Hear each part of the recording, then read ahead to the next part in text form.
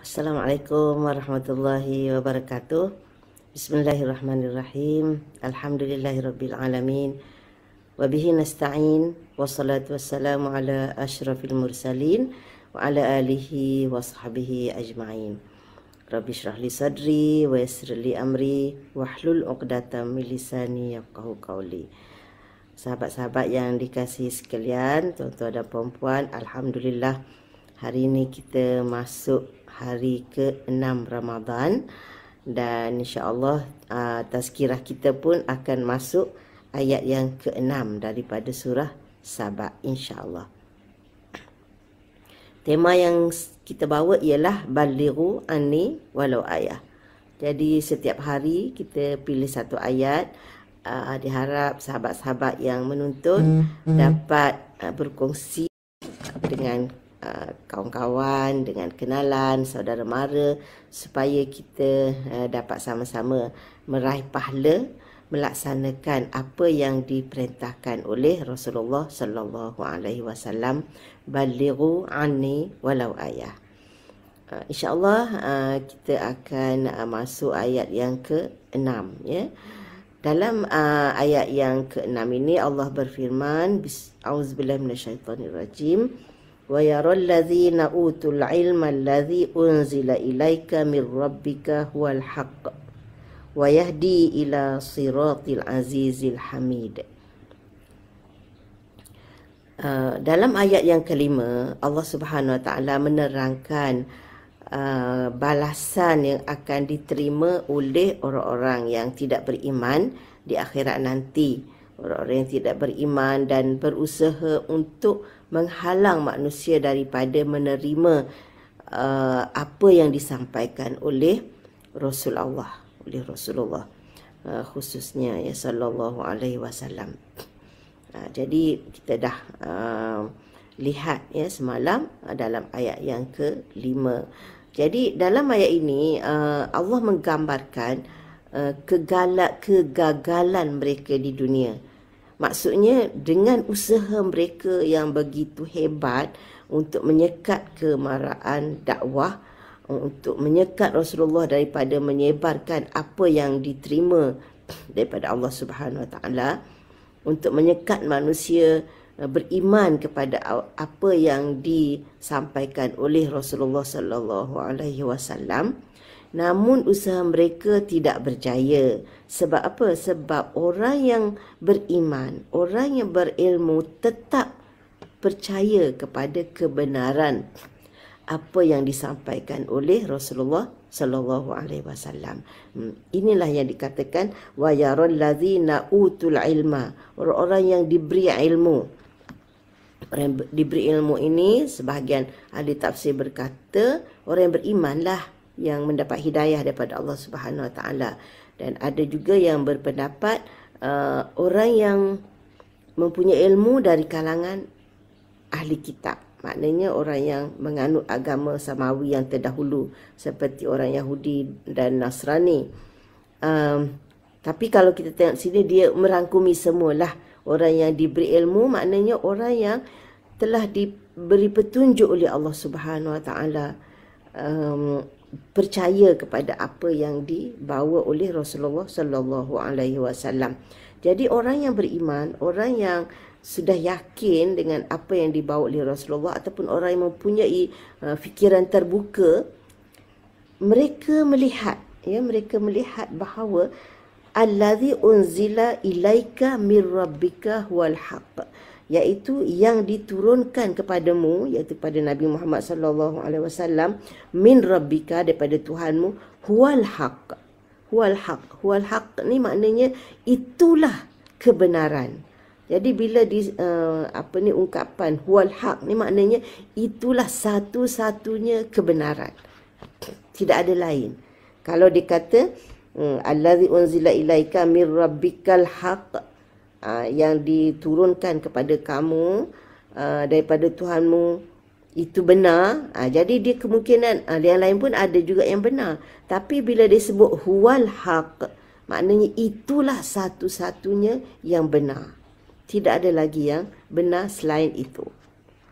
Ya, jadi kebenaran hanya satu, iaitu apa yang diturunkan oleh Allah Subhanahu Wa Taala kepada Rasulullah Sallallahu Alaihi Wasallam dan apa yang disampaikan oleh baginda kepada umat manusia. Jadi orang yang diberi ilmu, diberi petunjuk, diberi hidayah, yang mempunyai fikiran yang terbuka, yang matang, mereka pasti nampak dengan bukti yang nyata bahawa apa yang dibawa oleh Nabi SAW itu adalah satu-satunya kebenaran. Justru usaha mereka yang ingkar, yang tidak beriman, yang memusuhi Nabi, insya-Allah akan gagal. Dan apabila ia satu-satunya kebenaran, maka dia wajib diterima. Kalau dah tahu benar tak nak terima, apa makna tu? Kan, tu sudah tentu memilih kerugian untuk diri sendiri. Jadi, ia satu-satunya benar yang wajib diterima. Apalagi kebenaran itu yahdi, menunjuk, kebenaran itu membawa petunjuk, membimbing kita ke mana? Iaitu ila siratil azizil hamid, membawa kita kepada jalan Tuhan, jalan Allah Subhanahu Wa Taala, di mana Allah Subhanahu Wa Taala itu bersifat dengan Al-Aziz Al-Hamid. Jadi Allah Subhanahu Wa Taala bawa dua sifat dia di sini, iaitu Al-Aziz Al-Hamid. Al-Aziz maknanya yang maha perkasa, yang tidak boleh dikalahkan. Al-Hamid maknanya yang maha terpuji, maknanya yang berhak dipuji dalam semua perkara, sebagaimana yang telah dimulakan surah ni dengan Alhamdulillah. Dan Al-Hamid juga bermakna yang memuji orang yang membuat kebaikan, yang mensyukur yang berterima kasih kepada orang yang melakukan kebaikan,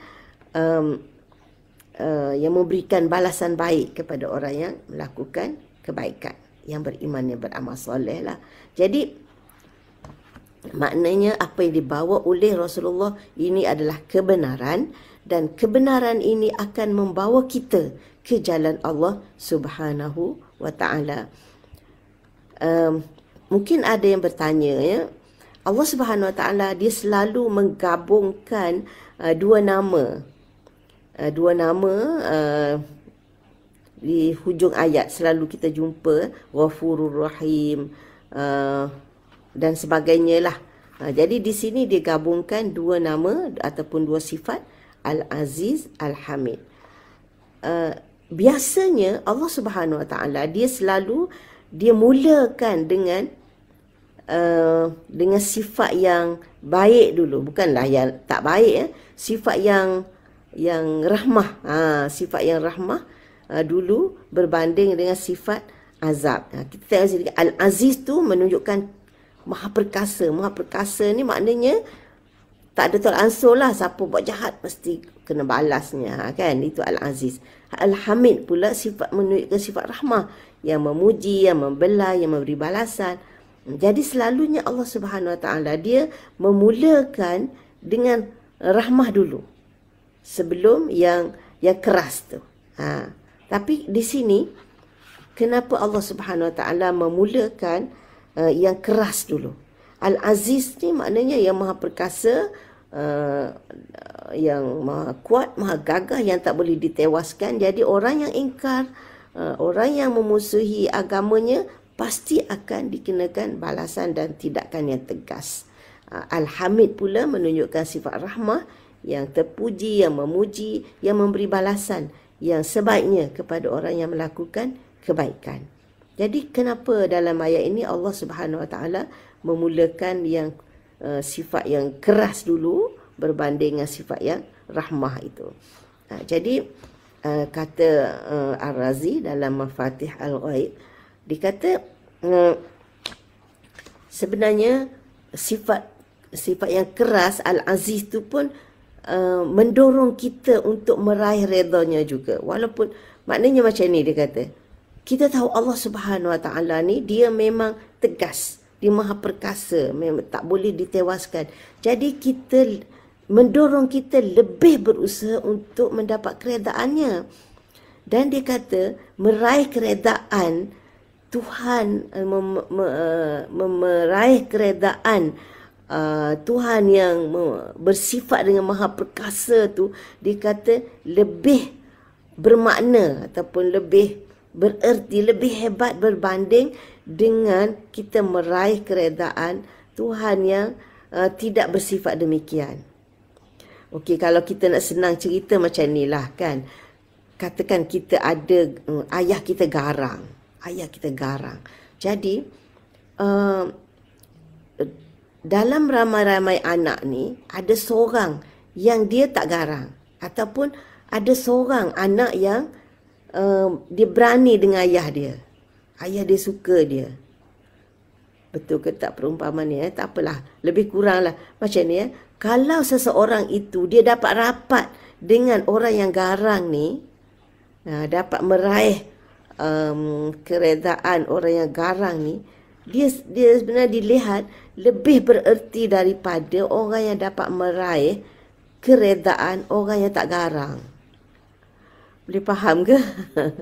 Sebab apa? Sebab kalau kita nak, orang kata nak ambil hati orang yang baik itu lebih senang berbanding dengan kalau nak ambil hati orang yang garang, tegas. Macam itulah. Kan? Jadi maknanya Allah Subhanahu Wa Taala dia mengemukakan sifatnya yang garang ni, Al-Aziz ni, yang perkasa ni, supaya kita lebih terdorong untuk cuba meraih redanya. Sebab apa? Sebab kalau kita berjaya meraih keredaan yang bersifat perkasa, garang itu, sebenarnya itu lebih hebatlah berbanding kalau kita dapat meraih keredaan orang yang memang dah punya rahmah. Orang yang ada sifat rahmah, pengasih ni kan, dia kan senang memaafkan, senang menerima apa-apa kelemahan dan kekurangan kita. Tapi kalau dengan sifat Al-Aziz, yang keras, yang perkasa ni, dia bukan calang-calang nak terima apa yang kita lakukan. Lebih kurang macam itulah gambarannya. Kenapa dalam ayat ini Allah Subhanahu Wa Taala walaupun dia memulakan dengan sifat perkasa tu, tapi sebenarnya dia juga satu faktor yang boleh menarik kita lebih gemar untuk mendekatinya. Wallahu a'lam. Itu ulasan yang diberi oleh Ar-Razi dalam Mafatih Al-Ghaib.